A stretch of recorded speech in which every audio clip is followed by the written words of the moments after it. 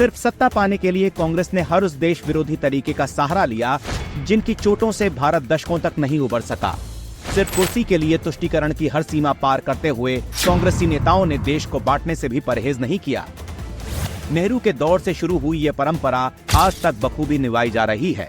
दशकों बाद भी देश नहीं भूला है कि किस तरह से सिर्फ तुष्टीकरण के लिए नेहरू ने सोमनाथ के प्रसिद्ध मंदिर का पुनरुद्धार करने से ये कहकर इनकार कर दिया था कि इसमें सरकार से 1 रुपया भी नहीं दिया जाएगा।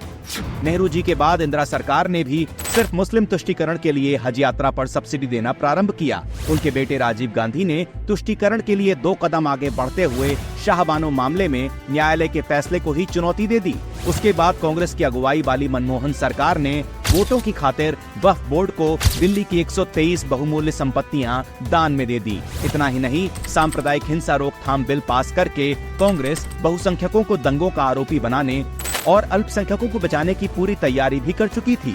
तुष्टीकरण के लिए मुस्लिम पर्सनल लॉ बोर्ड, वक्फ बोर्ड और शिक्षण संस्थानों से मुस्लिम समाज को आरक्षण मिलता रहा और आज भी तेलंगाना की कांग्रेस सरकार ने SC/ST विभाग के बजट में कटौती करके अल्पसंख्यक विभाग का बजट बढ़ा दिया।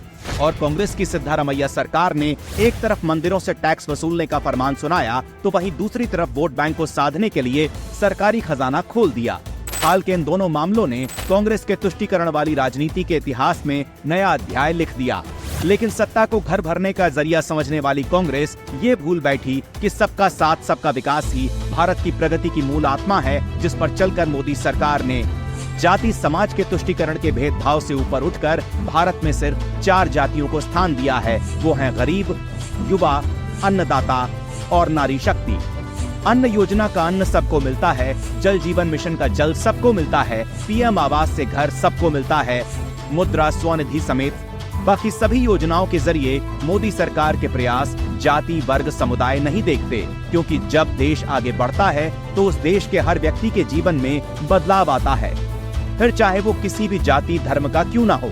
आज पूरा देश देख रहा है कि तुष्टीकरण नहीं बल्कि सही को सही और गलत को गलत कहने के कारण ही देश निर्बाध गति से विकसित बनने के लक्ष्य की ओर तेजी से आगे बढ़ रहा है।